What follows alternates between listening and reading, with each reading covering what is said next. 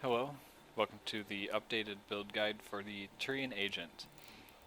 This is patch 1.09 and this will be for the platinum difficulty.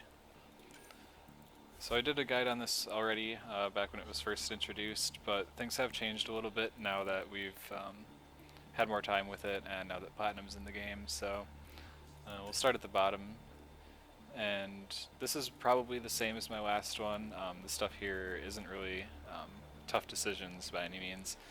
Take tech duration in rank 4, get the health and the speed in rank 5, and then make it so enemies deal less damage when you hit them with the flamethrower in rank 6.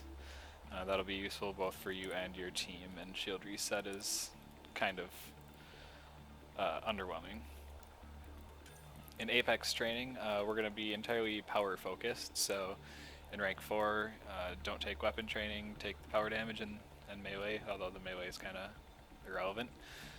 In rank 5, take the headshot damage, because headshots will still give you a good source of extra damage, even though it's not a power. And then in rank 6, again, focus on power instead of weapons. Our main ability, Flamethrower, this is going to be the bulk of the damage that we do, and it is absolutely going to annihilate armored targets as well as red health enemies. So use this as often as possible. Don't necessarily hold on to the key and use it for its entire duration. Only do that if you have a reason to. Otherwise, always release it early once your targets are all burning, and allow it to recharge faster so you can use it as often as possible. In rank 4, we're taking damage, because just as I was saying, if you let the key go early, you will recharge it quicker, so kind of a reason not to really need recharge speed as much as some other powers. In rank 5, Lingering Burn. Again, this is going to make it so once we get the enemies burning, you don't gotta worry afterwards. And in rank 6, this is one of the big changes from my previous guide, going with anti-armor this time instead of blinding heat.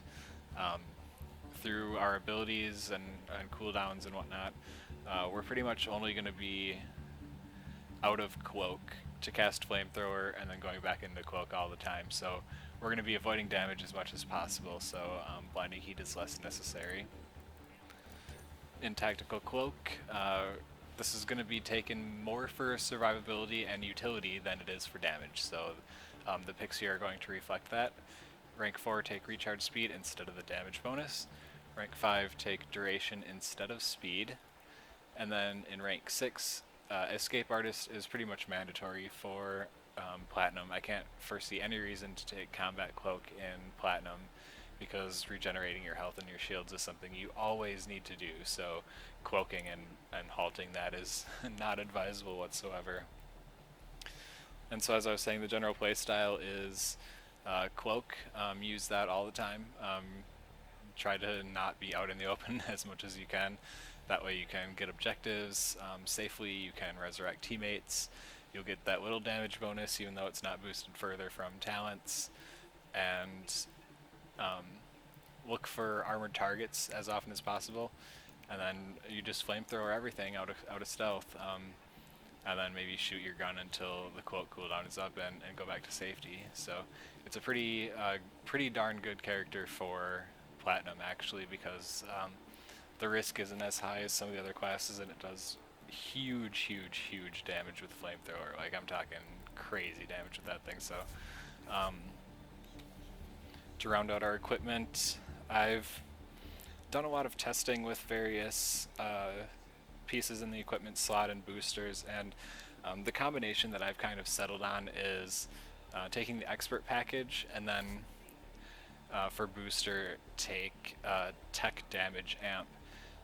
That way you've got one piece of recharge, one piece of damage, and I feel like that's more effective than going all in on either of the other ones. Like, if there was maybe a pistol damage and tech damage, or like an equivalent of this, like if there was a gun damage 10% and tech damage 20%, like I'd maybe take that instead.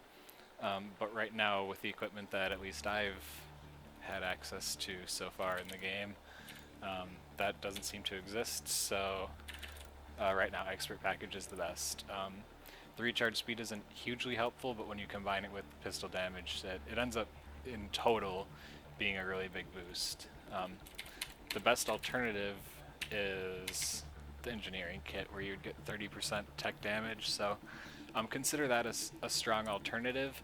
I just like saving a little or losing a little bit of tech damage to boost the gun and make sure that my cooldowns are up as fast as possible, because you have to keep in mind too the recharge speed is helping with tactical cloak as well as flamethrower. But enough about that. In your other booster slot, it'll kind of depend on your weapon a little bit. So you'll see here that I've been testing out. I finally got my variants of the equalizer. Since currently in the game they're bugged and are not priming properly, then what I would recommend is, like, if you're using the regular version of a weapon, use an ammo. Like incendiary is probably the easiest one to recommend, so you don't mess with your burning. But disruptor is also a good alternative. I'm just always out of them. So if you're using the regular weapon, use that an ammo. But if you're using a variant like this, like a siphon, concussive, or a bulwark, use a pistol rail amp instead. So a little bit of options there. If BioWare changes it so that the variant weapons prime the same as the regular versions, then I'd probably always recommend an ammo. So just a temporary recommendation there, and we'll see what happens down the road.